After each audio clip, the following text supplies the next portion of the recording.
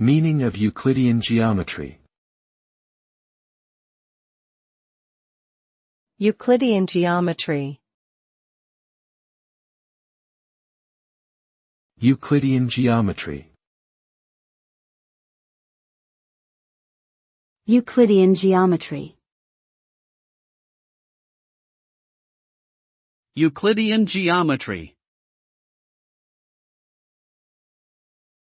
Euclidean geometry is a branch of mathematics that focuses on the study of points, lines, angles, and planes in 2- and 3-dimensional space. It was developed by Euclid in ancient Greece and has been studied and applied for over 2,000 years. The key feature of Euclidean geometry is its reliance on a set of 5 postulates or axioms that serve as the foundation for all subsequent reasoning and proof. These postulates include things such as the existence of a straight line between 2 points and the ability to construct congruent angles and triangles.